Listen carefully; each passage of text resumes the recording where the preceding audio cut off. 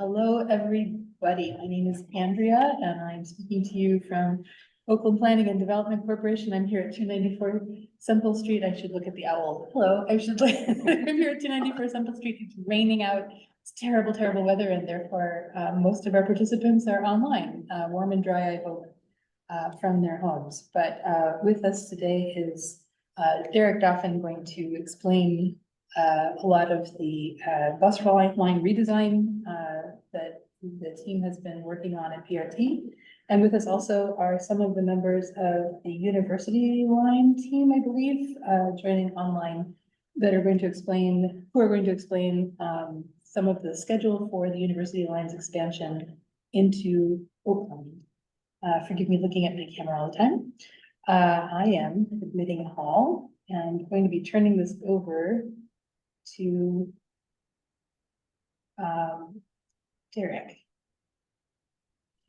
to begin, if I may. And Derek, you have your presentation loaded here. Would you like me to drive while you do this? And then the question is, oops. Well, I would say at this point, Not muted, Liz. enter through the TV. And I did. So, You ask everybody who is not. You will. So I live in the bus, and so I'm not sure. No, mine is. Sorry. So, thank you. Derek, I will happily drive if you would like to tell me what to do. Let's make it full screen. I think we have a couple maps. We're gonna want as much real estate as we can get. This little button on the right side of the screen there. Thank you.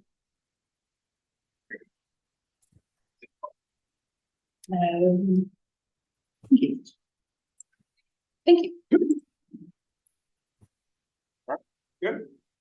Hi, everyone. I'm Derek Dauphin. I'm the Director of Planning and Service Development here at Pittsburgh Regional Transit. I'm going to struggle, like everybody else, to look at a kind of mechanical owl, I guess, for lack of a better term. You say here, you can look at both. Okay. There you go. And I'm joined by, I guess you're not seeing him next to me, but Justin Miller from Michael Baker, who is project manager for the consultant team that's helping us to do this pretty dramatically large project where we're looking at bus routes throughout the entirety of Allegheny County. So we're going to take you through rather swiftly through a number of things here, and we tried to get us to the Oakland stuff as quickly as we can. So you won't hear all of the background that you would hear like a normal public meeting for this project, with the hope that we don't bore you too much before you get to the stuff you care about. And then we'll also talk a little bit about the plus 20% proposal, which does have some things proposed for Oakland. So I want to make sure we cover that, and then end with public engagement next steps. So in case anyone is totally brand new to bus line redesign, this is one of those really rare opportunities, and for many people they've been waiting for quite a while at this point, where we get to look at the whole bus network together and make pretty substantial changes. The last time we did this was 2009, and then a series of budget cuts kind of eliminated the ability to implement it sort of holistically. And so our system hasn't had sort of a big change to it in probably 20 years. So this is a unique opportunity. Obviously, there's still concern of transit funding, and, everyone should do their best to make sure that we continue to fund transit in Pittsburgh and in the state. But what we're here to do is sort of to look at where transit demand is today and try to update our system to meet that better than it does currently. So this project itself comes out of our long range plan, which has a number of big projects in it that we've been trying to work our way through. That project was completed in 2021 and engaged the entire county, and this is one of those top priority projects. For us, we're obviously trying to increase ridership to make access to transit better and to make access to frequent transit better, to create a more reliable bus network. We know that's been really challenging to use our services particularly during the period of the pandemic and whatever it is we're currently in, post-pandemic, I guess, technically. And then as we're sort of thinking about where buses go in the region, it's a great opportunity for us to be improving equity in our region. There are some caveats at the bottom there. So we did not find a big pot of money somewhere. So we're using the same budget that we have today. We are predicting out how many operators we can hire by next fall to fully utilize that budget that we have, because as most transit agencies and really anybody in the transportation sector has run into, is there's been an operator shortage everywhere. So those are key caveats there to what we're able to achieve, is that we are operating on our current budget assumption. We did a bunch of engagement in the fall, and I'll touch on a little bit more. But some of the things that came out of that are these 3 project goals that you see here. Again, we want to improve quality and reliability so that it's easier and more enjoyable to use our system. Use our investments to prioritize equity, and then bring back some connections that people may have lost over the years, and where different changes have happened. We've heard a lot of desire for different kind of connections that Justin will dig into for you. So bring back some of those connections that have been lost. So it's not a short project. It's a 2-year project. We are in phase 3 here. Again, we started out last fall with a bunch of engagement and a bunch of analysis of our system. Our conditions report is all on our website. And talk to folks at pop-ups and public meetings and community meetings during that period of time to really understand what they wanted us to achieve with this project. Took all those comments back, also did a transit market analysis to see where people are traveling to and from, even if they're not on transit, trying to understand where we need to be serving. And that, again, is also on our website. And then through the spring, started taking what we heard and some of that analysis and developing different concepts for how we could improve the network. Then spent the summer pretty intensively working through the details internally. There's a lot of different folks that are involved in getting transit service on the streets, and we want to make sure we talked to all of them and had an implementable proposal, even in this first draft network 1.0, what we're calling it. We released that on September 30th and have been in pretty intensive engagement since that time, and will continue to be through January. So draft network 1.0, I always like to say, we know it's not perfect. It's not intended to be perfect. It's intended to give some people an idea of what we could do differently, and to respond to that and tell us, what do you like about this and what do you not like about this? We do kind of need to know both, because if we only hear about people don't like, we might throw away stuff that people actually love because they didn't tell us that they like something that we're doing. So we always put that in there. It's not perfect, but we need to know if you like something too. We're gonna have tens of thousands of comments. So we've got a big job to take those comments and work through them and get into the nuances of what people are telling us about the proposal, and then come back with proposed network 2.0 in the spring. And then at the end of the slide, we'll talk a little bit about what happens after that in terms of the next stages beyond having this sort of final plan. So I'm going to hand it over to Justin Miller from Michael Baker, and he's going to walk you through this proposal. Again, we're going to try to be brief, but we have extra slides if you want to know about other stuff that we didn't present that you heard about. We have those slides still too. Yep, thanks, Derek. And we have the kind of pleasure of looking through probably one of the more complicated parts of the system here. Obviously, downtown is its own animal, but Oakland has a lot of things going on. So we'll try to talk through as much as we can. And like Derek said, there's so much more information available on the website, including an interactive map where you can really drill down and see what's going where on which street, what kind of frequencies, all that kind of stuff. So we'll dive in. So we heard a lot of stuff in the previous round of engagement. We know that people want to get more places throughout the county without having to go downtown.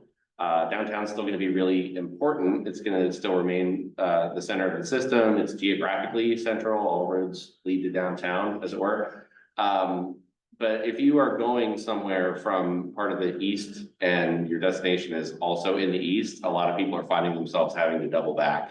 And sometimes for Oakland, we know that people are coming from other parts of the eastern part of the county and still having to double back through downtown to get to Oakland. So one of the objectives was to how can we get more one-seat rides to Oakland and similar places like it. We also wanted to increase reliability.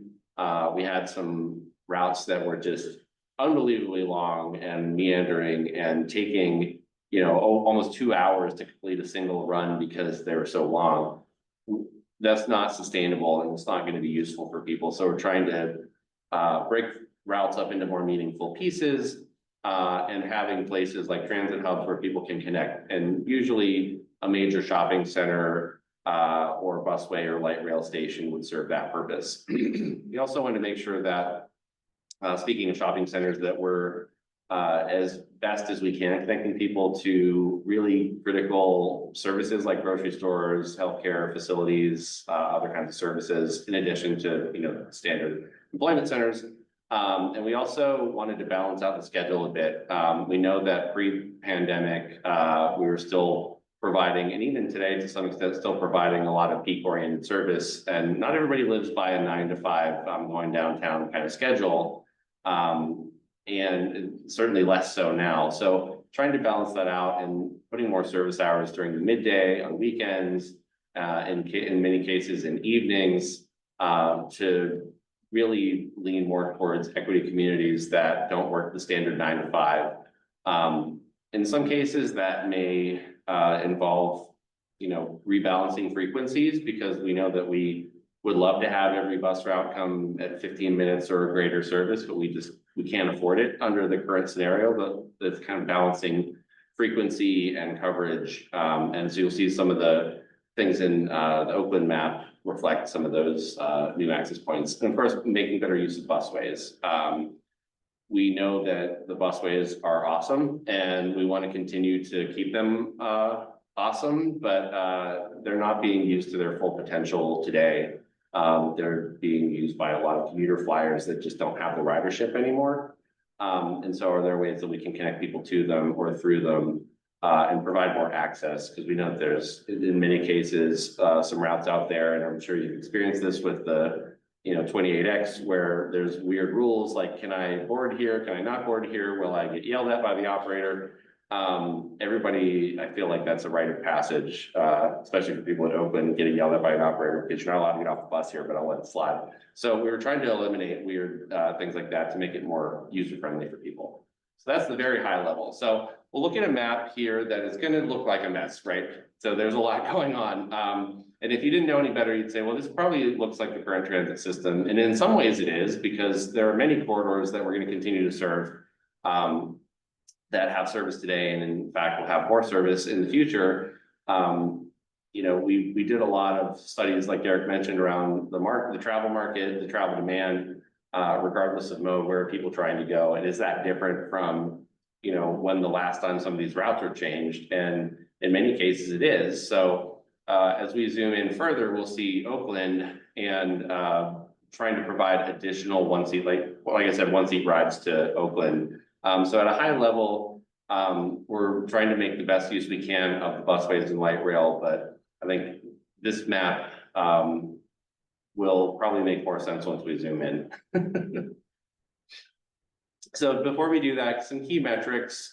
This is system-wide. We know, and most people want to talk about their routes, but I think just zooming it out at a pretty wide level, we had 3 main goals that Derek talked about around service quality and reliability, equitable investment, expanding connections. So we tried to quantify some of that. Did we succeed, at least on some of these metrics? So we're reducing route lengths. We've definitely done that. We've cut in half the number of routes that are 20 miles in length. So where you might have had one route that was 20 miles long, you might now have 2 routes that are 10 miles long, and they connect at like a busway station or something like that, for example, or they connect in Oakland. As we'll see a couple examples of, quite a lot. I'm not going to read all the statistics here, but you can imagine that we're looking to create a service that reaches more people, that serves more jobs, and doesn't leave people behind. That is unfortunately a trade-off that is going to happen anytime you do this type of plan. But we're trying to maximize the number of people who have service today that will continue to have that. And we've, I think, done a reasonably good job of that, but obviously we still need to hear from more people, because that number on the bottom right, we would love for it to be 100. We'd love for it to be more than 100, but it's difficult. At a high level, and this isn't probably the most important thing that you'll learn about this system, but I think it's just good to help people understand how to navigate the maps that you'll find on the website.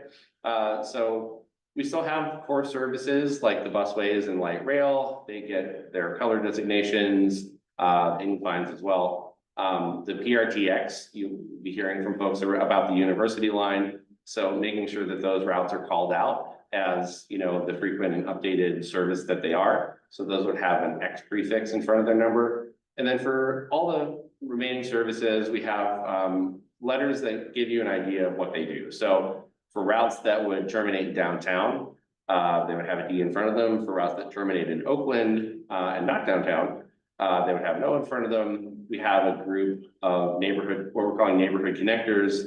These are routes that do just that. They connect one neighborhood to another without having to go downtown. They're usually going from, like, for example, we have a route that's going from McKeesport to Swissvale Station. And so that's what it does. And it connects those two neighborhoods and usually with a transit center. Then we also have a category of limited or commuter routes that are still running in the peak. They're serving downtown and or Oakland for that kind of morning rush, but significantly fewer of those in the proposed system than we have today. So connections in Oakland, we have 20 routes that are proposed compared with 18 routes that serve Oakland today. And so they're, in addition to a couple new routes that we'll talk about, there are some changes to a number of other ones. Most of those routes, as you might expect, would be running on 5th and Forbes, including the PRTX lines. The numbers of buses on 5th Avenue would be about the same as today under the proposed system. Of course, there are more buses to be proposed on Forbes Avenue, more so a function of the university line construction that you'll hear more about, and you have heard, I'm sure, about over the years, moving that contraflow lane from 5th Avenue to Forbes. So that's really where that comes from. So the number of actual physical buses in the core of Oakland would not be terribly different than today. However, there would be some new one-seat rides from places like North Hills and Millvale, Mount Lebanon and Thurmont, Brentwood and Carrick and Sharpsburg. So these are some places that, based on demand that we've seen, again, from all modes, these are places where people are coming to Oakland and would do well with a direct connection. We're also looking at improving the airport service from Oakland. So bypassing Robinson Town Center, going from Oakland downtown on the West Busway, basically direct to the airport from Carnegie Station. So we would be adding Carnegie Station to the mix. So it's a slight deviation, but not having to do the windy bits through Robinson Town Center. We have 4 other routes that would serve Robinson, some of which connect to the West Busway. So we're hoping that for folks who are trying to get there from Oakland, we know that's an issue. We've heard from folks saying, I love the 28X, but not because of the airport, but because of Robinson. So that's the kind of stuff that we want to hear more about, and can we tweak those connections to make it more convenient for folks coming from Oakland. So yeah, let's dive into the maps a little bit more detail. So this is, I love this map because I love maps, but I understand that it's not going to be for everybody right away. But the circulation in Oakland, gosh, I wish we could make it simpler, but you know what streets you have. It's there's only so much you can do. Everything is going to live on 5th and Forbes for the most part. So you can see we've kind of condensed it's not just that there's, you know, 4 or 5 lines on 5th and Forbes, either the service categories, and we've kind of condensed them down.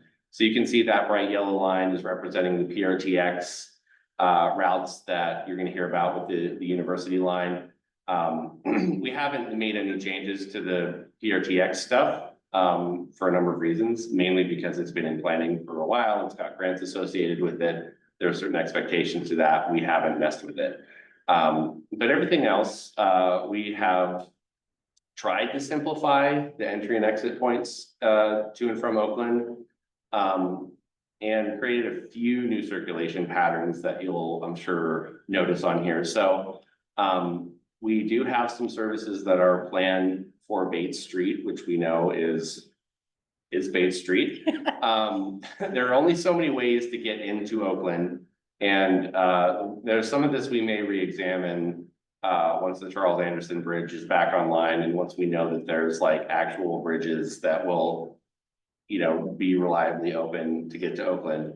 But this is also, looking at some potential for upgrades to Bates Street over the years. We know that PennDOT has been, thinking about that a little bit more seriously in recent years.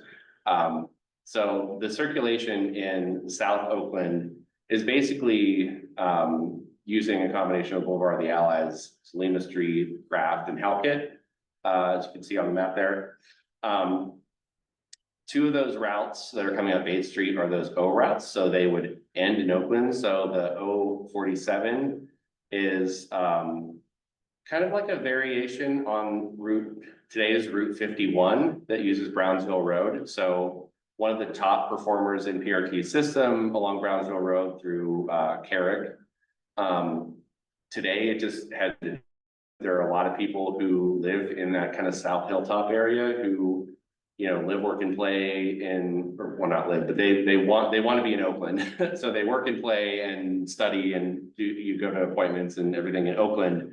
So this would be that. So once that route reaches the south side, it would circulate, instead of turning left to go to downtown, it would turn right and head towards the Hot Metal Bridge, cross the Hot Metal Bridge and go up 8th Street. And so this route would end in Oakland. So that's a new one. The O53 is another one that is serving south and going down towards Hazelwood. We also have, there we go. Sorry. Actually, no, that's perfect.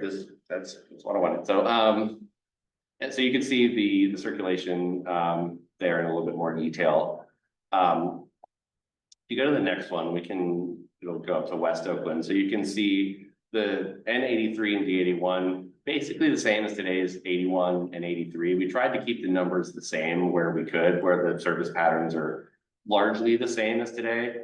So these are similar to today's routes. The difference there, the N83 does a little bit shorter loop in Oakland. Today it kind of snakes around through a little bit more of Oakland. So this is a kind of a shorter loop. And then if you click one more, we can go to Central Oakland and you can see most of 5th and Forbes would have the same kind of function for most of these routes. The O3 is a bit different. So this is a new route that would serve Millvale and points north up towards Ross Township. And so this would make connections directly up to McKnight Road from Oakland. And so this would enter Oakland via like the Bloomfield Bridge and Craig Street. And so to try to not overburden 5th and Forbes more than it already is, this would be proposed to do this kind of shorter loop via Bigelow and then looping around DeSoto and back out on O'Hara/Bigelow/Bayard. One other big change that we have talked about is the 54. We know the 54 is like one of the most sentimentalized routes in the entire system. We understand that. But this goes back to the breaking up really long routes thing. And we know that, today's 54 does a whole bunch of different things in a lot of different places. So sometimes it goes to Polish Hill, sometimes it doesn't. Sometimes it goes to like Bon Air or Carrick or Knoxville, sometimes it doesn't. So it's very confusing with a lot of variants. So we tried to simplify it into a northern half and a southern half. We found that most people are not riding this the whole way around. So there's not a whole lot of people who are getting on and say like Bon Air, riding it through Oakland, the whole way up through Polish Hill and over to the north side, over to like the Children's Museum. Most people are not doing that. That would take all day. Most people are actually getting off in Oakland. And so the kind of cohort of people who are using this route, there's like the people who are using the northern half, the people who are using the southern half. So we're proposing to break that up into two routes. And so this northern half that is this 099 that you see on screen here, and that would continue to serve, all the way over to the north side as it does today. So that, get to Bloomfield, get to the Strip District, all that kind of stuff from Oakland. The other thing on this screen here is the D62, and we've heard a lot from Greenfield. We tried to simplify things in Greenfield probably a bit too much. And so we've heard, a lot of comments about that. And so we're definitely going to be rethinking that. But there would still potentially be a world where a route from Greenfield would still come into Oakland this way. So this is proposed to go through Shenley Park and up through, basically looping through Shenley Plaza and then doing kind of a loop through Oakland that way. To get a little bit faster route into Greenfield, because right now to get from Greenfield to Oakland, there's a lot of meandering involved. So this would be a way of avoiding all that and getting a little bit more direct. This D62 happens to go through Oakland and into downtown, be one kind of all-purpose route, but we've heard from folks in Greenfield, like they want one route that goes to downtown quickly through Second Avenue and one route that goes to Oakland separately. So that's largely the consensus we've heard, so we're gonna try to re-examine that. But presuming that there's still a bridge that will carry this D62 or whatever its replacement may be across the hollow, that's a matter for another day, but that's where that proposal came from. So, sorry, for Yeah. clarification, they would go across the Shenley Park Bridge Correct. and Past Phipps and and Panther Hollow Bridge, but then turn and go up across to Greenfield Avenue through the park. correct. Very good. Yeah, so nice and quick for the most part. But we'll hopefully we'd like to keep that element of it, but we'll see. No buses climbing Swinburne. We do not have any proposed at this point. And there, we did examine, we really wanted to take a hard look at service through Central and South Oakland, through some of the neighborhood areas. PRT doesn't have the same level of small vehicles that they once did. I know that folks have talked about this in various capacities over the years. So that's something that, I think would be, under consideration, but it, didn't quite make the cut in this version, because there are some routes that we wanted to have that were, a little bit longer. They're connecting places, maybe south side and parts of the hilltop and things like that, that would have enough passenger volume that they wouldn't fit on the small vehicles. And we haven't looked at like kind of small neighborhood circulator fixed route, but we do have an element of micro transit that I think we can talk about later if folks are interested. So if you're not seeing anything in those parts of the neighborhood, that's kind of why. And finally, looking at North Oakland and kind of the edge of Central Oakland here, you can see all the way over to CMU. The main thing to note here is that we do have a couple of those O routes that rather than looping around Belfield, for those that are coming from the south and the west, we actually have extended them along Forbes all the way over to Morewood to do a longer loop. So they'd be coming in on Forbes all the way to Morewood and then back around, so that they're not just dumping people off in Central or near the cathedral and saying, all right, now you can walk the last mile to CMU, because we know that there's a lot of people who are coming from all over the place that want to get there as well. So all the O routes that would be proposed in this system would serve both PIP and CMU areas. Okay, this is the part that I hope we're able to achieve at some point. So as Derek mentioned, we were looking at this from, what is PRT's operating budget for, what they have now, assuming that they're able to fill all the open operator positions that they budgeted. What would we possibly get if we had 20% more funding? Whatever magic wand that is, write your representative, write the governor, write everybody. We wanted to make sure we were ready for that, so that there's, something ambitious beyond what we can afford today, if we can make the case for it, because you will never get what you don't ask for, right? So let's ask for something that's a little bit above and beyond what we can afford, so that we can understand what that would be. And people need to know what they're paying for if they're going to be asked to fund extra stuff. So you can advance through this. So one thing, the other reason we thought to add this is so sometimes people think that transit is dying or that transit is not in demand, and that's not at all what we're finding. There's so much more demand for transit in our region than we have the ability to fund with our current budget. So we didn't want that just to like go nowhere, but we wanted to be able to show people like what a reasonable amount of increase in our budget could get people so that they could see like actually put a number to it and understand what that means and what the difference is between what we have today and what a little bit more money would get. A little bit more being 20%, but Yeah, I mean, you definitely don't, if you're PRT, you're not gonna have a strong case if you just go out there and say, money, please. You know, I mean, you have to say, well, okay, well, here's what we would do with that. And things like expanding 20-minute or better service. We know that there's this kind of, you know, threshold where once people have 20-minute or better routes, they don't have to rely on a schedule as much because they can reasonably go to their stop and expect a bus to come, you know, with that level of frequency. You don't have to schedule your life around it as much. But we know that we're not going to be able to do that everywhere, nor is it feasible everywhere. But in cases where we have a 40-minute route, we may be able to upgrade that to a 30-minute route or a 60-minute route, which, by the way, we don't have any routes here that are less frequent than 60 minutes. Today in PRT system, there's all these frequencies that are kind of all over the place. You might have a route that's like 47 minutes, and then there's another one that's like 122 minutes or something like that. And so people don't remember those numbers, nor should they have to. So we're looking at like things like 10, 15, 20, 30, 40, 60, and nothing bigger than 60.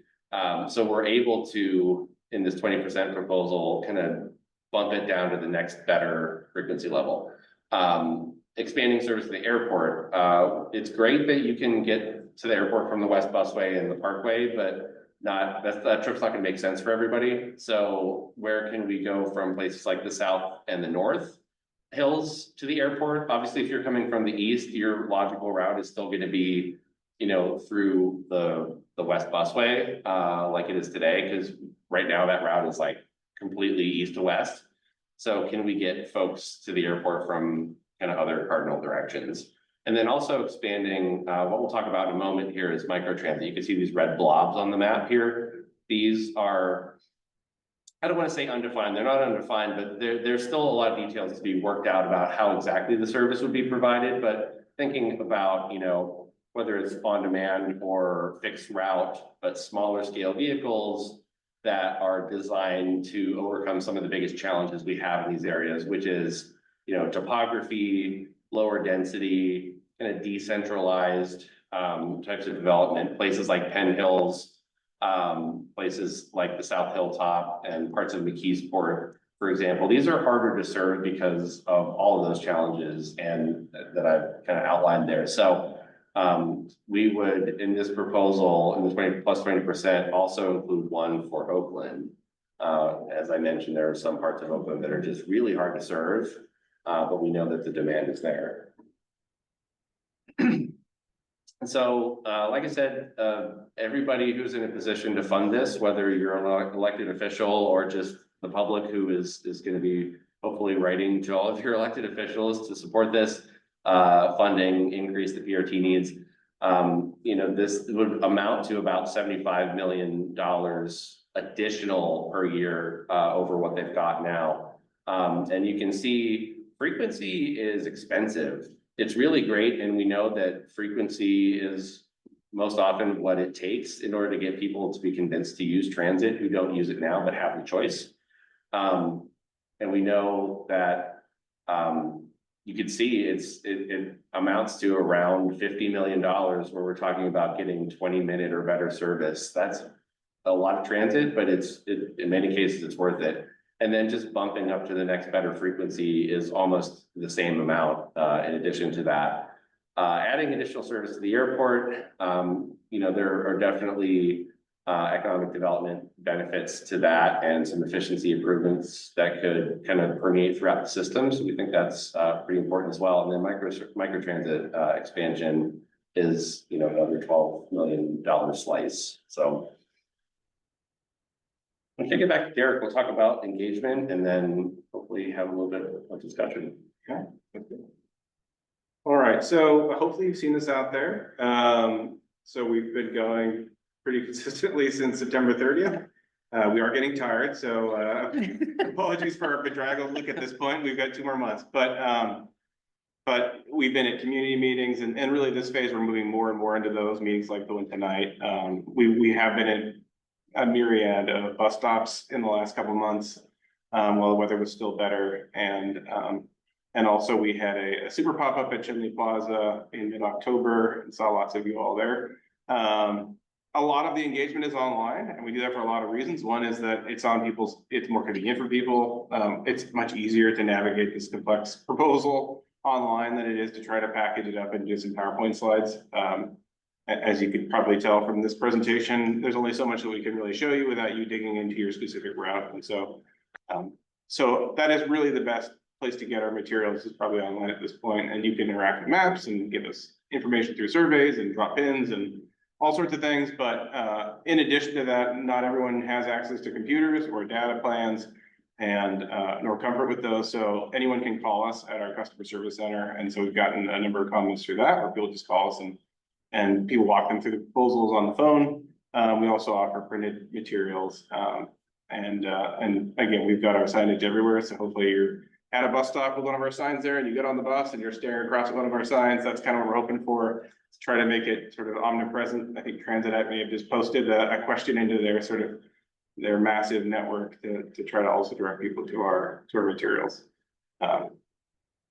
So it adds up to, I mean, it's not all about numbers. And we want to make clear, like, this isn't a popularity contest, but numbers do matter. So the website has been pretty successful at getting folks finding it and using it. So it's about 30,000 people that's visited that. We've got over 6,000 surveys right now and still 2 months to go. We've been in all those pop-ups talking to people in pretty good depth. So those have been fantastic to have deeper, longer conversations with people. And those were mounted to 1,000 interactions and 650 comments. And then the interactive map is kind of viewed a little separately because you can drop a pin anywhere. We've got 700 comments there. In terms of all these meetings, there's about 30 of them. So trying to get out into existing venues where people are already comfortable and meeting people where they're at. You can see in the right-hand corner there, kind of where we've been in Oakland so far. And then of course, second to last there is where we are tonight. And then we also have a meeting that we're working on with OTMA. So there is an online map where you can see exactly where we've been and when we've been there, and it includes future events on there too. So if you didn't get to one of these, there's probably one coming up still. Plenty of time to talk to us. Here's all the sort of links to the online engagement and that customer service number that I mentioned. For folks that just want to send us an email, they don't want to try to plug their thoughts into a form or drop a pin or any of those things, we're happy to take your comments via email as well. And we'll try to get back to you as quickly as we can with some kind of response, and then your comments will go into the same database as everything else. Okay. So I mentioned at the beginning that that sort of timeline to get us to the route proposal. The goal then is to have a finalized plan by sometime next summer and to take that to our board for hearings and action. This is a very large proposal and it's very complicated, and it will remain so all the way through and including the implementation phases. So we are looking at doing this over a series of years, starting in 2026 is the intent. But you'll see us rolling it out in pieces for lots of good reasons. And I think probably people appreciate not having it all happen in one flipping of a switch.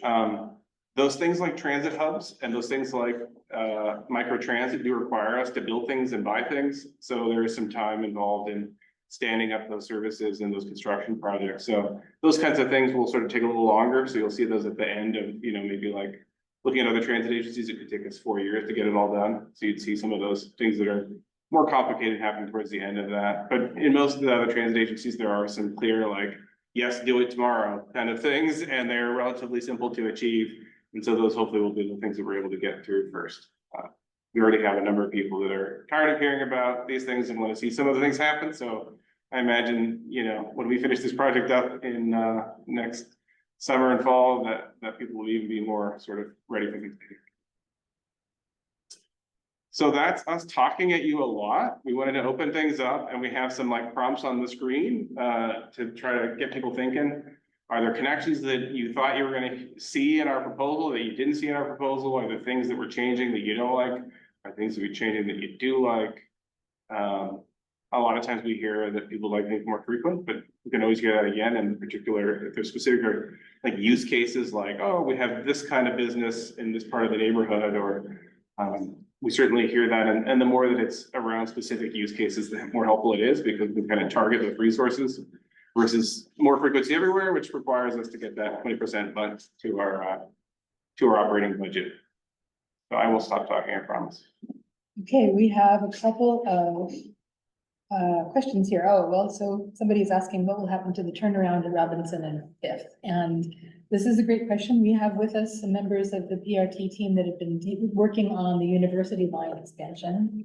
I want to hold a moment here to see if anybody has any questions specific to what it is that Derek and Justin have just presented about the bus line redesign. We can, I think I'm gonna hold on to them until we're completely done, so there will still be chance for people to ask questions of them after we've discussed the bus line redesign, or excuse me, the PRT, the BRT expansion, all of the different acronyms, sorry. I will note that, you know, we have worked with the, within kind of the framework of the PRTX University Line project, so that all of the routes that we're talking about under this program would be, you know, fully compatible with and working with all of those physical designs that you'll hear more about. Oops. Beaver is drawing. Let's see, for just a second.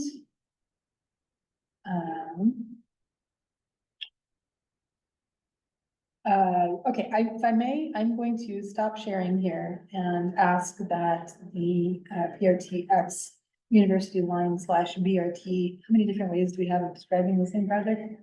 Can help us to understand what the schedule is and some of the more notable maybe changes to traffic flow that that implementation is going to deliver into Oakland. How should I do this?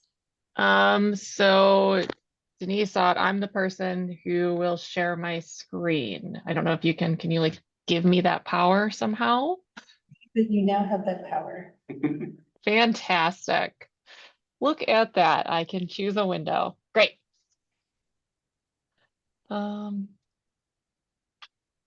Okay, I can share my screen. I cannot see anything in the meeting. So if I'm missing something, feel free to We will shout at you.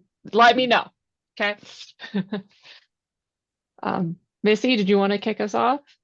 Sure. I'm Missy Rubin from PRT. I'm very, very sorry that my camera is not working. I have been frantically trying to fix it for since the meeting started and have not been successful. So I do apologize for that. I'm the communications lead for the PRT project. Denise has already introduced herself, and we also have Steve Otterman with us from the city of Pittsburgh, and he is the project manager for BRT on the city's DOMI side. So he's sort of our counterpart there at the city. So downtown construction is already underway. We're going to go ahead and give you a brief overview of downtown. We're going to talk about phase 2, which was just recently awarded. We'll go through some details and then we'll take questions at the end. I do want everyone to know, because I know your meeting is ending soon. I don't know if you have a hard stop at 7 o'clock, but I do want you to know that we have all of this information on our website and on our news hub. We will also be holding a round of public meetings at the beginning of January, where we will have more detail about phase 2. Right now, we just are kind of providing you an overview and a little bit of an update for what we have, but we don't yet have a schedule for phase 2 because we've just brought on the contractor. I will go ahead and pass it back to Denise. Yeah, does the meeting end at 7? I just wanted to interject to let you know that we don't have a hard end over here. Oh, okay. Okay. This meeting- Very good. Thank you. This meeting's being recorded and the recording will live on our website we're also happy to accept questions and comments there, but we'll encourage folks to deliver questions and comments directly to PRT. Thank you. Okay. Good. I didn't want to go over if, we can speed it up if we need to. All right, so I didn't really introduce myself. I am Denise Ott. I am Director of Capital Programs at PRT. I've also been working on the BRT project in various roles since 2019, I believe. So that's why I'm here today. And why is this not advancing?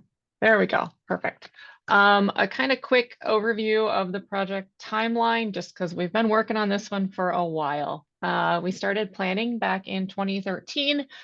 2019, we moved into final design and working with the FTA to secure the funding. And then we ended up breaking it up into 2 phases for construction. Phase 1 is Downtown Loop. Phase 2 is Uptown and Oakland.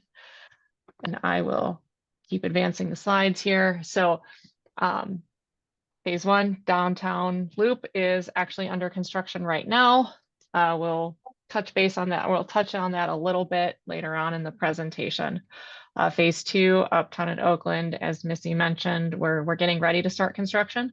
So we're looking to start construction in early 2025. So as early as January, you could start to see utility work happening. So small work zones. And then some of the future phases, some of you who've been following the project for a long time might recall the Squirrel Hill branch and the Highland Park branch.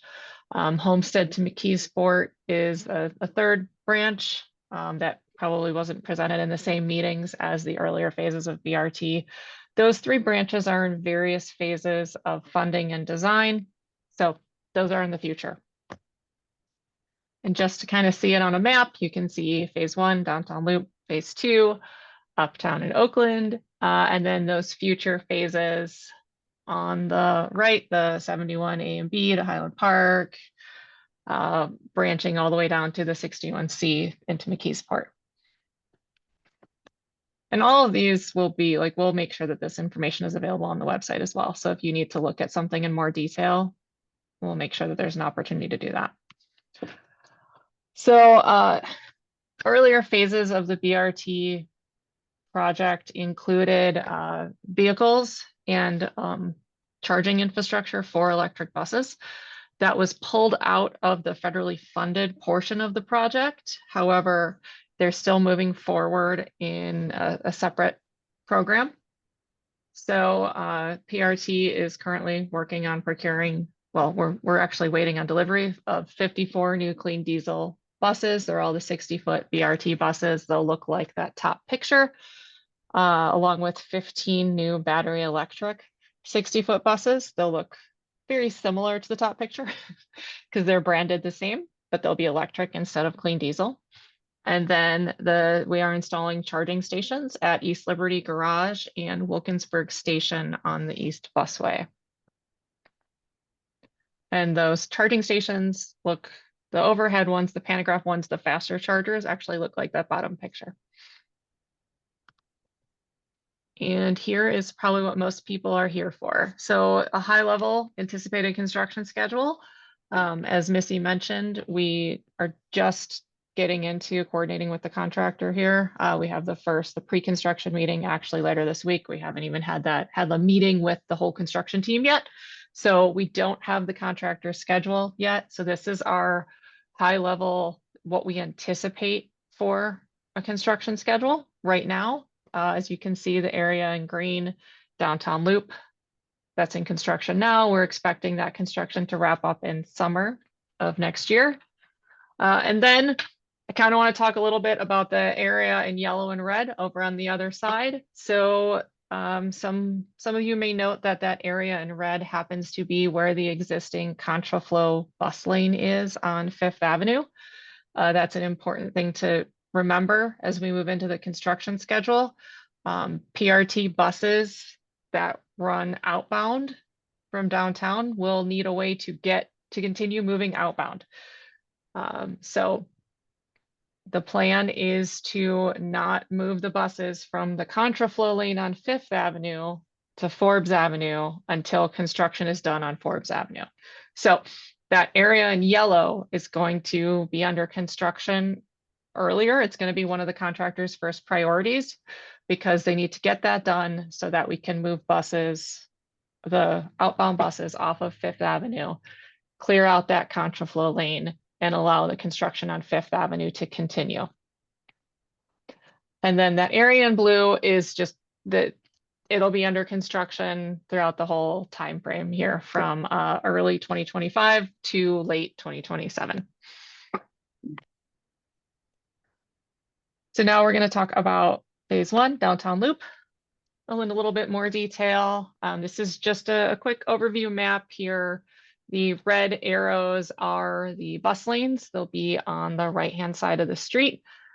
The yellow arrows are areas where the buses will be in general traffic, so they're not in a painted red bus lane in that area. And then the green boxes are stations. So all said and done at the after phase one of the University line is complete, there'll be 5 new PRTX stations, 35 new traffic signals, new line striping throughout the loop to better align with the traffic signals and just make the bus lane and everything work. And we're hoping that the line striping and the flat work will be done this calendar year. But then in spring of 25, there'll be kind of this like last wave of construction. So then we will start doing the bus only lane paint. So the red bus lane paint will be installed. The shelters will be installed. So it'll be kind of this last wave of construction. And then in summer of 25, it should be open. Here is a rendering of our Market Square station. So this is Fifth Avenue between Market Street and Liberty Avenue. You can see a typical station here. You can see there is real-time arrival signage. There's some wayfinding, so there'll be things like route maps, schedules, information like that. On the far end, you can see some fare vending machines. Every station will have lighting. It'll have CCTV cameras, so security cameras that go right to Pit Tower. So our PRT police can see what's happening. They'll also have emergency phones. Okay, so moving into phase 2 construction. So this is the phase that we're in Uptown and Oakland, and this is what we're getting ready to start construction on right now. If you recall, I'm kind of going to give a quick overview of the bus routing in this area, just to remind everyone. So buses are going to travel inbound on Fifth Avenue, then they'll go around the downtown loop, and then they'll go outbound on Forbes Avenue. So here's a typical station in Uptown. This is near Duquesne University. I'm sure some of you recognize the area. Here you can see the bus lane on the right-hand side of the street. General traffic in the other lanes. You can see a bus station with the fare vending machines and the real-time signage, and there'll be lighting and all the same things I just mentioned. This would be the inbound station on Fifth Avenue to kind of match up with that previous station we looked at by Duquesne University. So this station would be in front of PPG Paint's arena. Again, this is a smaller shelter just because it's an area where a lot of people will be getting off. And it's kind of a very crowded pedestrian area, especially around events. So a little bit smaller shelter, but it's still going to have the same amenities. You'll still have real-time signage. You'll still have a fare vending machine, the lighting, the blue light emergency phone, CCTV cameras, all those things. Again, you can see the bus lane in red on the right-hand side, close to the curb. One thing to note at this area is you can see the concrete medians between the general traffic lane and the bus lane. This is to kind of prevent drop-offs by non-transit vehicles in this area. So if you're going to PPG Paints Arena, you will no longer be able to kind of just pull onto the right-hand lane, stop and let someone drop someone off or pick someone up. The goal here is to kind of protect that bus lane and keep it a bus lane, try to prevent having vehicles parked in it. The other thing to note is closest to us in this rendering, you can see the person on the bicycle. This area will have on sidewalk, so sidewalk level, two-way bicycle lanes. And you'll see as we keep going through this, you'll see that the bicycle infrastructure kind of changes throughout the area, but we do have bicycle infrastructure connecting Uptown and Oakland in the project. This is back to, now this is Oakland, Tennyson Avenue. Again, an area that I'm sure folks are familiar with here. The station is very similar to the other ones we've looked at. But here, this is an area where you can see that the existing contraflow lane is going away, and that's being turned into a two-way bicycle facility. So you can see there in green, that's going to be bicycle lanes in both directions. So the bus is no longer driving opposite of the traffic. Hopefully that's a much safer scenario. I know that, you know, safety is always a big issue with that contraflow lane.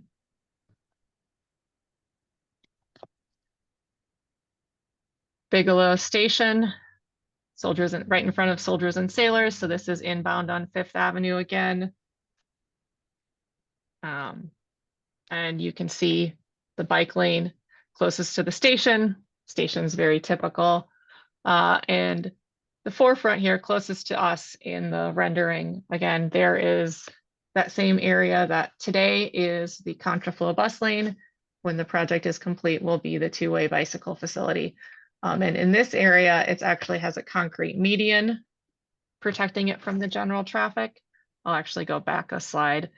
Here, you might notice that it has those candlesticks. That's because for this block, it's actually parking protected. The conditions change a little bit on the bike lane depending upon where you are, but there is always bicycle facilities provided. So it should be a great upgrade. Bigelow Station outbound. That's actually a mistake. This should say Forbes Avenue at Bigelow Boulevard. And again, very similar to the other stations we've been looking at. You see the bus lane.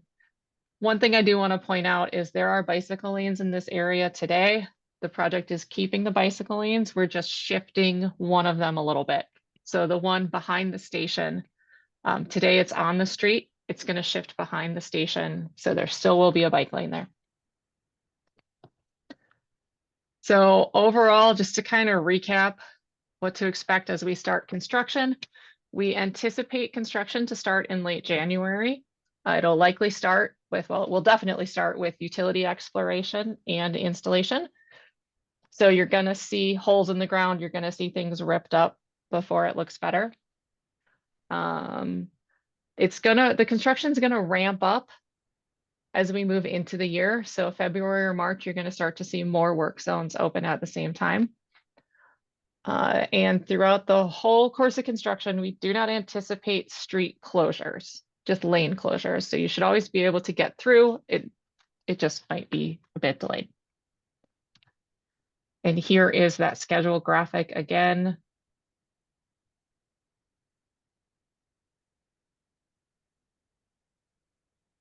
I'm going to pause for a minute. I see someone pointing at the screen. So.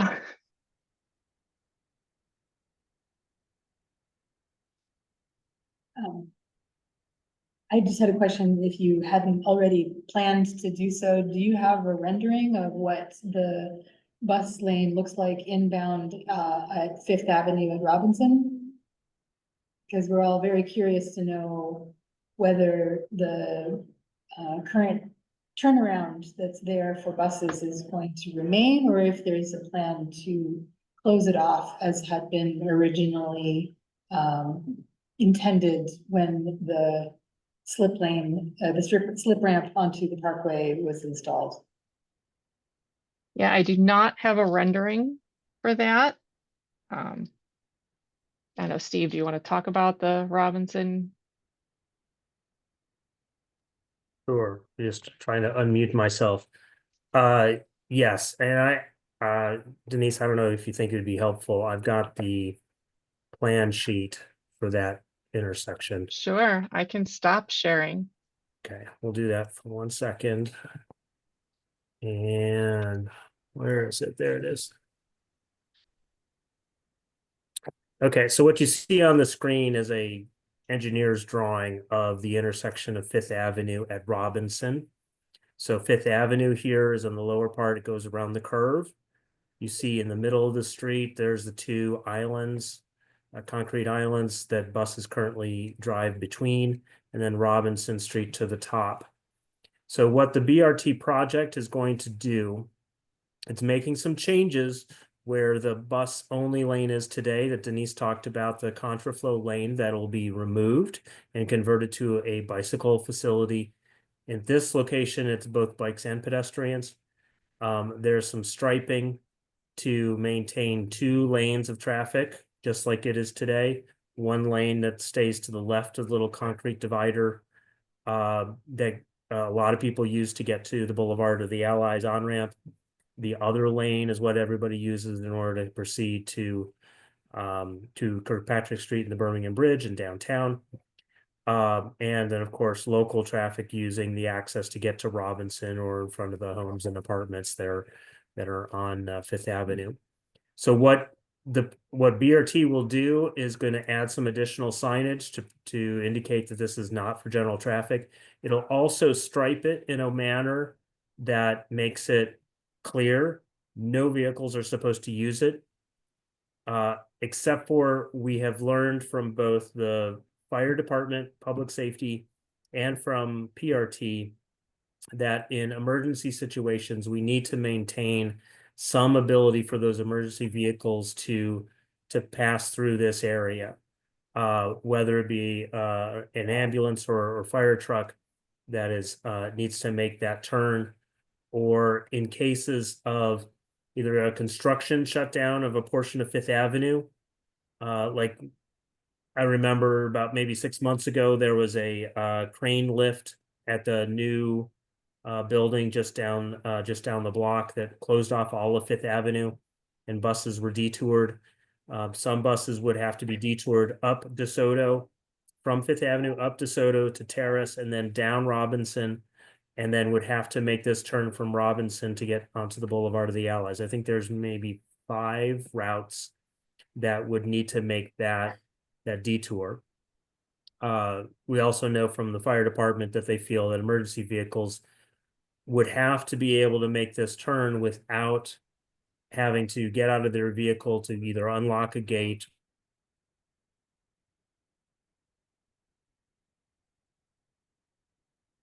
Steve, are you still talking? We lost your audio, if so. Steve?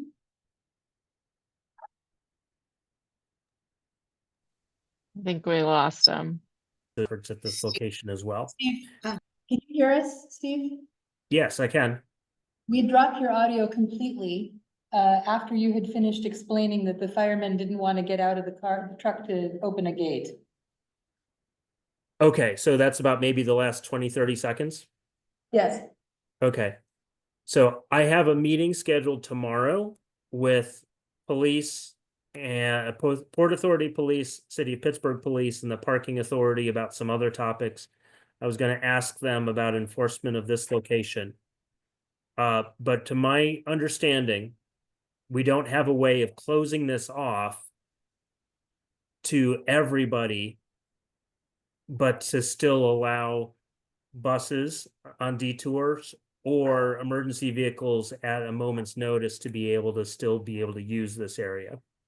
So the situation we're in is we need to make it abundantly clear to everyone you are not supposed to be here and try to enforce that as much as we can, but still physically allow emergency vehicles and buses during special detours to be able to use this pass through. Thankfully, So, there will not be all of the buses turning around because there is no bus lane for them to turn around into. So there will be no regular bus traffic here anymore. um, so Steve, I wanted to remind you of what it is that at the time DPW and PennDOT did in order to close off vehicular access to Lawn and Ophelia streets when they redesigned the Forbes entry coming into Oakland. Previously, it had been the case that you could detour around a number of the streetlights by exiting Forbes inbound. Well, I think it's inbound, it's obviously outbound from downtown, but by exiting Forbes right into Oak Cliff at the intersection of Ophelia and Lawn. And the neighborhood petitioned for that to be restricted. So what they did was they sort of completed the sidewalk across that intersection and installed collapsible bollards. So it is still something that if they needed to, emergency vehicles would very easily be able to crush over, but nobody perceives as being available to them as an option in order to make that shortcut. And I'm curious to know if there could be something similar installed tomorrow at the bottom of Robinson at Fifth, because as you know, the availability of that illegal pass-through there has contributed enormously to West Oakland's traffic problem over the last 9 years. Yeah, and that is one of the reasons that commuter traffic that's using Robinson as a shortcut is one of the reasons why we were doing some traffic calming on Robinson here recently. And I don't know how effective that has been yet. I would have to talk to our folks to see if they've done any traffic counts since then. Well, we But have some folks. the notion, Could tell yeah, you. so the notion of a collapsible barrier is one that I think we can talk with emergency services about and public safety and see if that's possible. Note that that today is being used as a turnaround and will continue to be used by PRT as a turnaround until they're able to relocate all of their routes to Forbes Avenue as Denise explained. So it's like, it's not something that we can do tomorrow because we would have buses crashing through it every 5 minutes for the rest of the day. So it's when BRT is mostly through its construction that the turnaround can be decommissioned, and we're planning to put this striping in. We'll continue the conversation about I would say a crashable barrier that most people would not go through, but that emergency services or buses in a emergency situation would be able to do. The chances of it though are it's not easy. It's not easy for us to see how that would work on a regular basis. Hopefully it would be very irregular. It's not a desirable thing to have equipment that you basically throw away every time there's an emergency. But we'll take that under advisement. If there's anything that we can do to, strenuously make the case to the people whose decision this has to be, we would be more than delighted to do that. And we're really grateful to you for sharing those drawings, Steve. You're And welcome. for work that you're doing coordinating with the multiple agencies that have to be involved. Yeah, if it's something that we could, snap our fingers and do, we would do it. Absolutely. I mean, we're 100% on board with it. Nothing is happening. Unfortunately, we have a few other agencies that tell us that we can't just close it because it would be detrimental to their response to emergencies. Denise, So sorry, Steve. Alina Zaitov notes in the chat here that the collapsible barriers at Lawn and Ophelia did not completely deter traffic. They've been removed and a higher curb was placed there. Fire trucks and ambulances can still drive over the curb, which would probably damage a car. yeah. Well, we'll take a look at that more closely to see if we can make that work. I do want to remind us all that Denise has a few more slides to share, and then we'll be completely done. Well, in fact, The next slide is I from, was gonna say, actually, you have a few more slides to share. all right. I promise it's the last few. Just so that you're aware, we are making other safety and accessibility improvements as part of the BRT project. There will be a number of intersections that will have ADA ramps installed to bring them more into compliance to be accessible. At every intersection, we're going to make sure we have modern, contemporary working signals that include all of the audible enunciation to let those with visual impairments know when it's safe to cross. There will be illuminated countdown, so everybody will have the countdown timer, so they know how much time they have to cross. There will be new lighting as well as new traffic signals. And in several places, we're expanding the sidewalk or shortening the crosswalk to make it easier for folks to either be waiting for the bus and to also cross the street. And every one of these stations will have an ADA compliant loading zone. That means ADA compliant so that someone in a wheelchair can get onto the bus and off of the bus at the designated stop. Next slide, please. So we've worked hard with the accessibility advocate community to ensure that there is plenty of accessible parking in places for those in vehicles, private vehicles, to get access to wherever their destination may be. We have added some new handicap accessible designated parking, particularly around Duquesne University and kind of that western portion of Uptown, where there was a kind of a lack of that. We also added some around several medical office buildings and others in Uptown. And then at several places in Uptown, particularly where there's been a lot of parking impacts, we're doing areas where those that need to offload someone within a wheelchair from their vehicle, they can do that now at many more locations. It's close to the intersections, so they have the ability to cross any street and get to their final destination. Next slide. Frankly, in Oakland, there's so many parking garages that's where most of the accessible parking is. Finally, we are making some impacts to street parking. Downtown, there's been a handful that have been removed or relocated, several valet zones as well. In Uptown neighborhood, there's a lot of parking impacts, mostly because of the bus only lane, but we are able to mitigate that as much as we're able to. In Oakland, there's actually very few on-street parking spaces, relatively speaking, today, and we're not affecting really many at all. On Fifth Avenue, there's just a few that are removed in some areas, but we're adding more in others. So it has a kind of a net neutral impact. On Forbes Avenue, heading into Oakland, we are affecting some parking spaces in front of the Skyview Apartments and the Residence Inn there, just as you are entering Oakland from the west. And there are a handful of spaces at Shenley Plaza right there on Forbes that will also be removed so we can accommodate the bus only lane and stops. But that is thankfully in Oakland, there's actually very minimal impact in the grand scheme of things. Next slide. So with this, I'll hand it back over to Missy, who can tell you how you can stay up to date with the project. Thanks, Steve.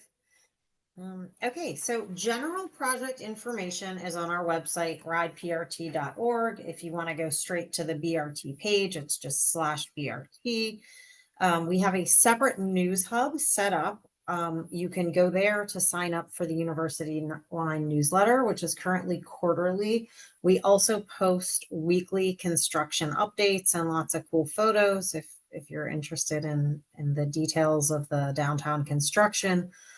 We will continue to provide that level of detail through Uptown and Oakland as well. So look for weekly updates to be including Uptown and Oakland soon. And then for questions or comments, of course, you can always call or email the project email address. That goes to several people. So you will get a faster response than if it went to one person in particular. And I just want to remind everyone that we are meeting with the contractor this week. We are planning public meetings, one in person in Oakland, one in person in Uptown, and one online in early January. And I hope to be announcing the dates for those very soon. We will also be forming 2 separate stakeholder groups. Again, one for Oakland, one for Uptown. We will invite property owners and managers that are directly impacted by the construction so that we can closely coordinate with them. We've been doing that in downtown. It's worked very, very well. We have monthly in-person meetings, and we will do that with Uptown and Oakland as well. And of course, we're always here if you have questions or concerns, but we hope to be sharing more details with you very soon regarding some approximate start dates maybe, and maybe the areas of where they plan to start, because we know it's a very long corridor and they have to start somewhere. So hopefully we'll have more detail to share very soon. Okay, thank you so much. Yeah, of For course. you and the whole team here. Steve, if you don't mind, I have an additional question for you. One is a plea from a user who submitted a comment asking that you do everything that you possibly can to deliver better enforcement of the prohibition that currently exists for that turnaround down at Robinson. But the other is a question about how the two-way cycle track on Fifth Avenue manages the slip ramp onto the Boulevard of the Allies approach there, whether whether cars are going to be crossing the cycle track or if there is a protection there for them. Yes, I'll answer the second question first because it's easy. We're actually putting a stoplight at the entrance to the on-ramp. And that stoplight will be green most of the time before automobile traffic. But as soon as any pedestrian or bicyclist comes within view of the cameras on the stoplight pole, or if they press the button as they approach that intersection, that will then trigger the light to go yellow and then red to allow pedestrians and bicycles to cross that entry ramp. So there will be a brand new stoplight that will enable safe crossing at that location. And technology. Yeah, I'm looking forward to it. So for the first question, and I think I see something in the chat about ways to deter commuter traffic. And really, I think their second or third sentence here, can someone explain why they don't enforce the illegal entrance at the bottom of Robinson? I don't understand. I don't understand that either, which is why we're trying to get to the bottom of what is the active enforcement by police that can be done there. We know that it looks a lot like today, you see yellow lines, you see, yes, there are a couple do not enter signs, but buses are using that as a driving path. And what it means is that drivers are following and they think it's okay, or they think, oh, well, it's not going to be a problem. We are going to try to take the first step towards mitigating that by making it more abundantly clear that this is not a place for anyone to go except for in case of emergency. So, but that being said, that's the passive enforcement, what you see. And if people respond and behave, legally, then they would not drive there. We will then be looking at the active enforcement, which is to have a person there ticketing or citing people for making the illegal move. I will say one other thing. I don't know what the process is. I've seen in the paper, probably you have as well, the desire to do red light cameras, where we have cameras monitoring traffic and issuing citations for drivers that run red lights. This may be a location that could be a good candidate for a camera as well that could cite people for using that area and use fines as a deterrent. That being said, we are still a little ways away from getting red light cameras authorized in the city of Pittsburgh. And I have no idea if this would be a priority intersection for something like that. But we will look into it and see what we can do. Because I think I want to be clear, the city and PRT both would prefer if this were not possible for general traffic to use. We just haven't been able to find a way that we can actually ensure that it's used only the proper way. And so we don't want to promise something that we can't deliver by saying, yes, we'll get it done. And when it turns out there just doesn't seem yet to be a practical way, but we're going to continue to look for what that practical solution could be. Okay. Thank you. There are a couple other questions in the chat, and maybe you guys can help me to navigate what goes to whom. Sorry, one of these is a question for Derek and Justin here. When I checked the redesign last, I think that the service between the hill and south side was being discontinued. Is that correct? The only service to the south side would be from Fifth Avenue.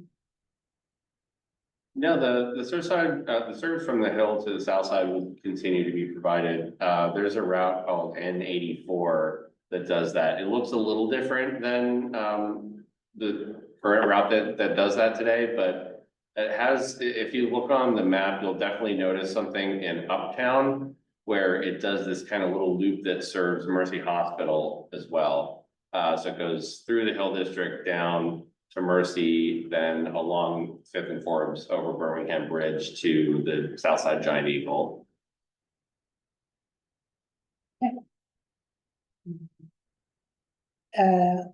Elena asks, where will buses lay over in Oakland? Well, we don't have any locations identified yet. We did have a proposal in the bus rapid transit originally. But that didn't come to pass. Yeah, so we don't have a location. Yeah, and for the most part, the routes that are passing through Oakland do have layovers at their other end. So we're not entirely sure if we need them in Oakland. It would be great to have as an option for relief facilities for the operators. But yeah, we're operating with the proposal now such that we wouldn't have any in Oakland until we find a suitable location. Okay.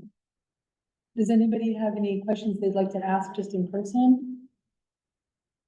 You're welcome to unmute if you'd like and just speak. Oh, into the chat. Which bus will cross over the Birmingham Bridge? So that would be the N84 that we mentioned. There's also the D70.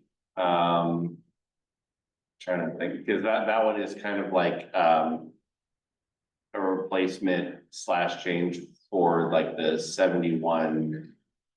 I'm trying to remember all the old to new numbers off the top of my head here without having the remix map in front of me, but I believe those are the only two routes we have in the proposal that are on the Birmingham Bridge, but we have heard some feedback that people would like to see more there, because I think we also have 3 that would be crossing the Hot Metal Bridge, which is a new thing compared to what we have today. So more to come on that.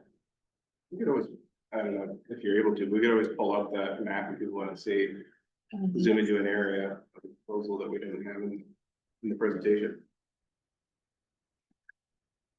I'm going to do that. So if you will bear with me here. And we are here, right? So where should I go?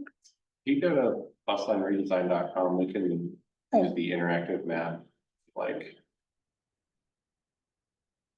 folks are interested in that. Oh, this is a proposal. Sorry? Yeah. Oh, Liz, you are unmuted. Was there something you wanted to say? yeah. Well, one of the reasons that's great with Hot Metal Bridge, but the main reason we're talking about the Birmingham Bridge is because of the Giant Eagle.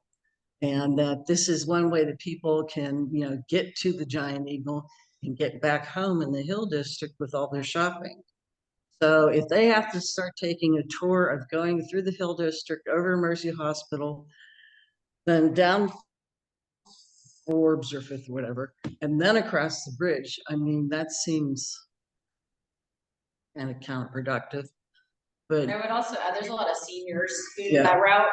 And so, for example, like if you lived at the top of West Oakland or in Sugar Top, and you're a senior, I think just adding that hill, if you need to walk up a hill, you know, I could manage that with my bags, but, if you're a senior, you wouldn't be able to walk up. Which hill? Sorry. Could you, I'm sorry. Well, explain- for example, like, yeah, like Robinson Street, like if you're living in West Oakland, the N84, I forget, I think that one's, does that go through Sugar Top? Yeah, I think, yeah, it does. So that would be good. Route. It's impressive.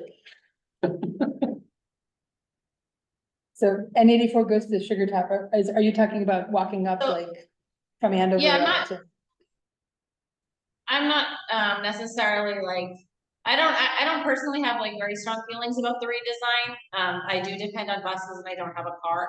And it looks okay to me. I'm just trying to think about how this would affect seniors who live either in West Oakland or in the Upper Hill. But I know you guys have a meeting coming up in January with the Hill District. So I would just say to just make sure that the seniors' voices are heard in those decisions. Yep, and one of the things that we were able to do in the Hill District, so the Hill today has the 81, 82, and 83. So that's where this N84 came from. It's actually a new route. Most of the routes in the Hill District have seen minor changes in this proposal. Then the N84 is kind of on top of that. And we did get some feedback very early on in the process from Hill CDC, who had done kind of neighborhood canvassing in advance of this project, or in the early stages of the project. And so we were able to incorporate some of their route suggestions, or at least try to incorporate the spirit of the connections they were trying to make, if not exactly the routes they were proposing. Yeah, you're correct that we are meeting with folks in the Hill directly in their community meetings, and we've had some pop-ups there as well. So we'll continue to, you know, make sure that we didn't break something that was currently working. Yeah, and I think if you look at like the Hill District plans and the Uptown plan, they all kind of reference this need to get this connection in place. So the pop-ups that we've had in the Hill District so far, the idea of having a bus connection to Mercy is probably one of the most popular things that we're doing. So I think that, you know, it's an interesting question of like, does it create a circuitous route? Most people are very excited about the ability to get to the hospital. I don't know how many decades people have been talking about that, but it's a long one in the making. It's the trade-off between being on time for your doctor's appointment and having frozen chicken that is going to melt before you get it home. We do have a couple new connections from like the Hill District to like Bloomfield, Lawrenceville that aren't currently happening now. So I think we also want to realize that they have their preferences and habits, but we're also trying to create additional connections so that there are other, you know, grocery options for people that they may not have access to today.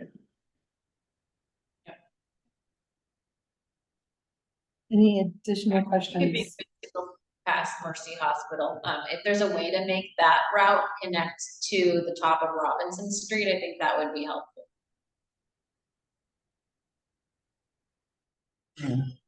It's I been a think we while have since- the top of Robinson Street, because the N84 and the D83 kind of crisscross each other in like West Oakland, Paris Village kind of area.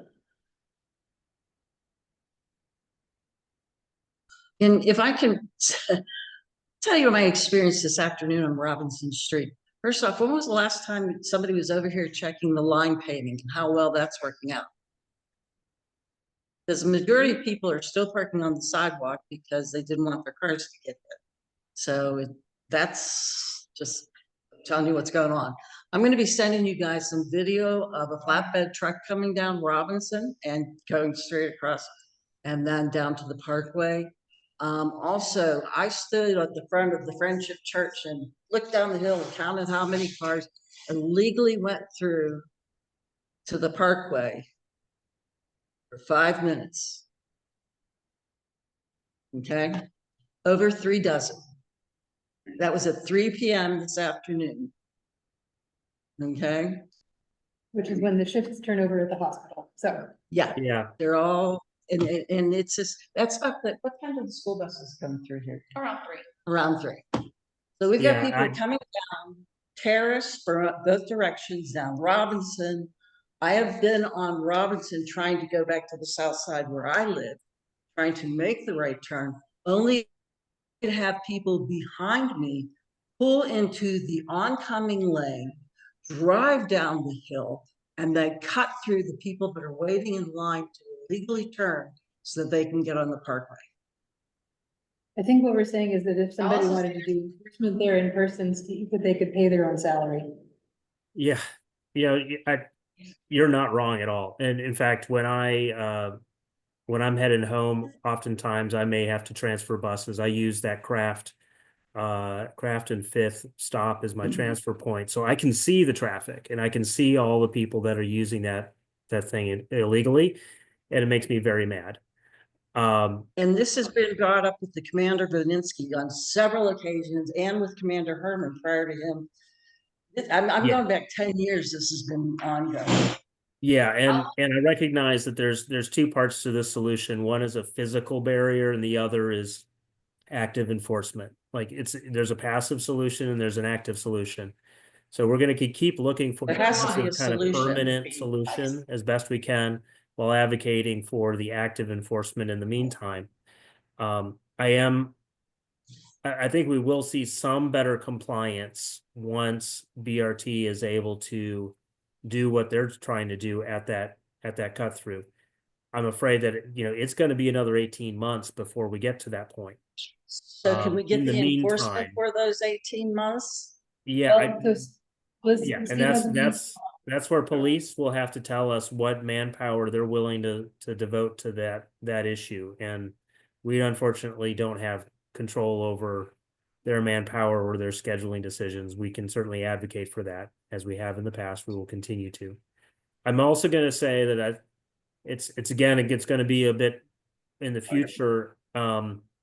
The closure and construction on DeSoto Street has also, I think, really affected kind of some of the driving patterns. So when UPMC finishes their Presbyterian bed tower project and reopens DeSoto, that gives another outlet for people to get from Upper Campus and the hospitals to Fifth Avenue in that they do not have today.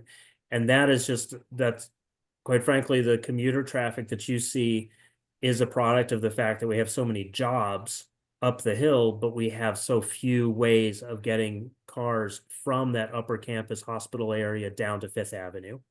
And so there's limited outlets, which is driving a lot of traffic to a few streets. And it's just not, it's not a good situation. So we're trying to do the best we can with it.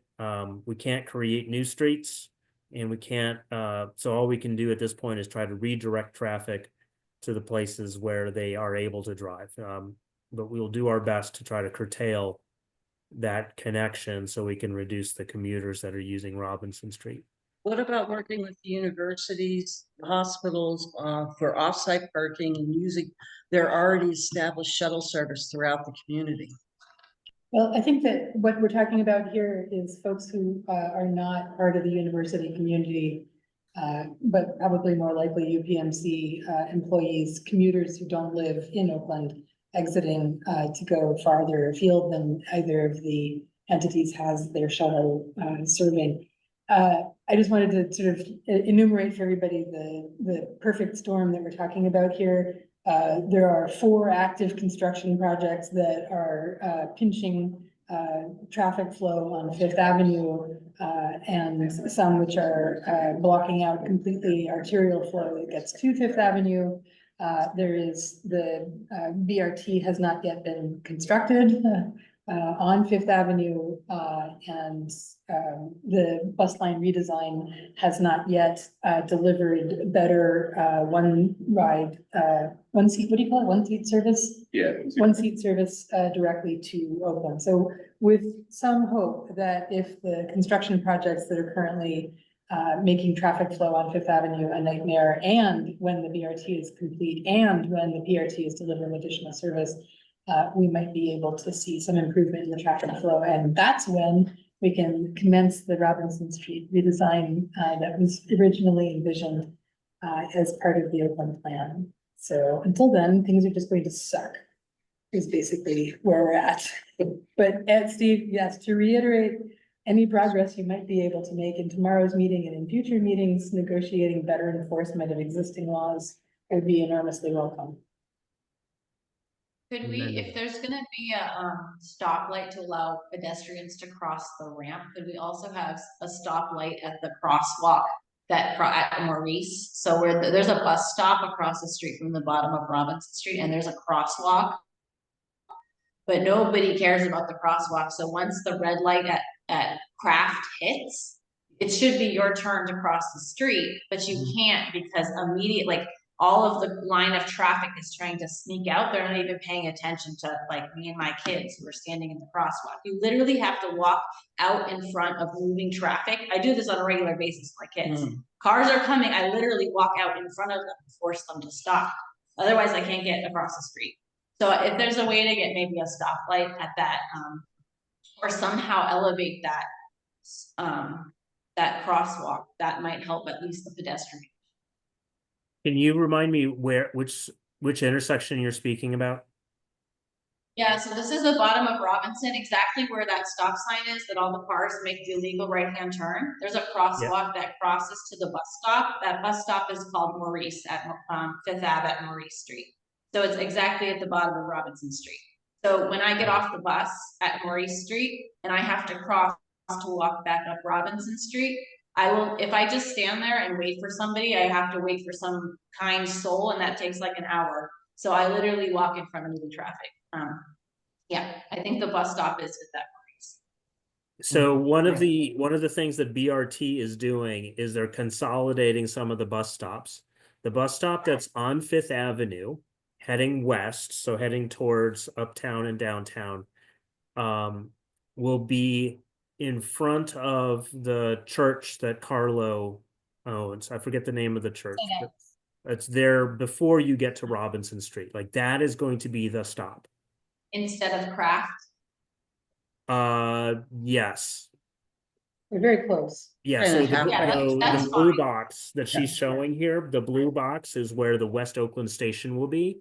That's in good. front of the church and the rectory building. And so that's where you'd be getting on or off the bus on Fifth Avenue. Yeah, no, I like that. The one I'm talking about is across the street from Fifth Avenue. Will that be going away? Where it says shared, do you see that arrow? It is. Yeah, so there will be Yeah. no buses on that side. The bus will actually be running on Forbes Avenue, Because. right? we have Because to walk. the opposite, we won't have opposite running buses. We won't have buses running both directions on Fifth. Buses will go in one direction on Fifth, and they'll go the other direction on Forbes. So you'll get, like, you would get off at the first stop in front of McGee Women's Hospital, which you do today. You would then cross Fifth Avenue, walk up Craft, and then cross you'd walk up, Craft Avenue to Fifth, and then you'd cross Fifth. That's unfortunate. Could be, it is, I think, but configurations.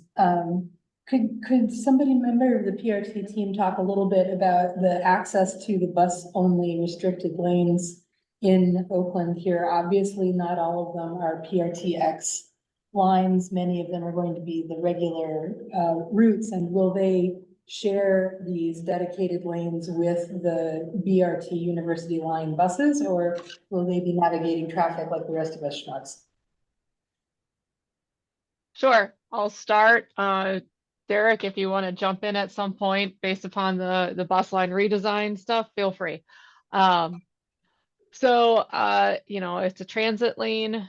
We are making efforts to eliminate any non-BRT buses from the BRT lanes in uptown Oakland and downtown. But, you know, as Justin and Derek have said, there aren't a lot of streets. There aren't a lot of options.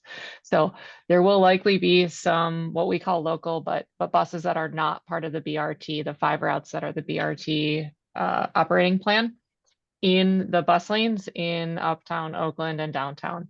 So they will be in the bus lanes. The goal here is to try to get them basically behind BRT buses. So there are a few areas that we've designed where the lane's a little bit longer. There's maybe a little bit of a pull out so that they can pull out and then let the BRT bus through.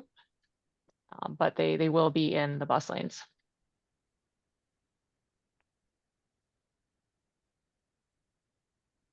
Thank you. We're gonna close up here because we have young people that have to get home. Sorry. Thanks. Sorry. Did we get anybody's questions there at Friendship? I think we covered them. Thank you so much. Okay, great. Thank you so much for joining us. We're gonna say goodnight from West Oakland then. All Good right. night. Good night Thank to you you. for joining. having Thank you, everybody. Thanks. If there's anybody left on the call who has any questions we didn't get to answer,